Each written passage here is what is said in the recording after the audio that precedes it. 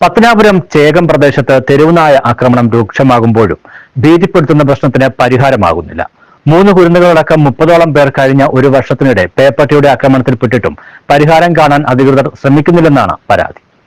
തിരുവനന്തപുരം പഞ്ചായത്തിൽ ചേകം അങ്കണവാടിയിൽ തെരുവുനായ ശല്യം രൂക്ഷമായി തുടങ്ങിയിട്ട് ഒരു വർഷത്തിലധികമാകുന്നു.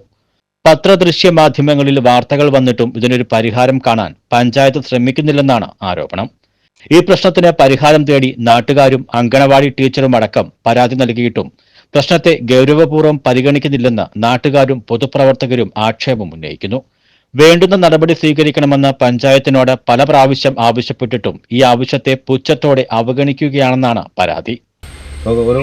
കുറേ നാളുകൊണ്ട് ഫേസ്ബുക്കിലൊക്കെ പോസ്റ്റുകളൊക്കെ നമ്മൾ കാണുന്നുണ്ട്. ഇവിടെ തെരുവ് നായ്ക്കൾ ഇതിനുള്ളിൽ കയറി കുട്ടികൾക്കൊക്കെ ബുദ്ധിമുട്ടുണ്ടാകുന്ന വാർത്തകളും, അതുപോലെ നമ്മൾ കഴിഞ്ഞ ഗ്രാമപഞ്ചായത്തിൽ ഇവിടെ സമരം ചെയ്തപ്പോഴും BJP ഉന്നയിച്ചൊരു വിഷയം തന്നെയാണ് തെരുവ് നായ്ക്കളുടെ ഇതിൻ്റെ ഉള്ളിലെ ശല്യം. നമുക്കറിയാം, ഇന്നലെ കുന്നിക്കോട് തന്നെ കഴിഞ്ഞ ദിവസം ഒരു പേവിഷബാധ ഏറ്റിട്ട് ഒരു 7 വയസ്സുള്ള നിയ എന്ന് പറയുന്ന പെൺകുട്ടി മരിച്ചു.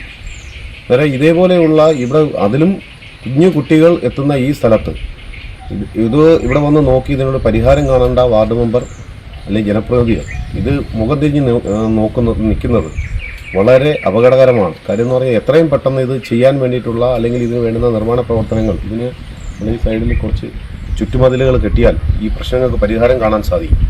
അതിന് പോലും തയ്യാറാകാതെ മുഖം തിരിഞ്ഞ് നിൽക്കുന്ന വാർഡ് മെമ്പർമാർ അത് ഇവിടെ നാടിന് തന്നെ ആപത്താണ്.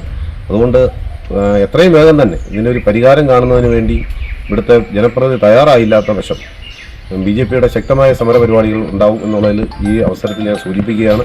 പഞ്ചായത്ത് പ്രസിഡന്റിന്റെയും ആരോഗ്യ വിദ്യാഭ്യാസ സ്റ്റാൻഡിംഗ് കമ്മിറ്റി ചെയർപേഴ്സന്റെയും വീടിനടുത്തായിട്ട് പോലും ഇത് കണ്ടില്ലെന്ന് നടിക്കുന്നത് ഉത്തരവാദിത്തപ്പെട്ടവരുടെ നിരുത്തരവാദപരമായ നടപടിയാണെന്നാണ് പരാതി.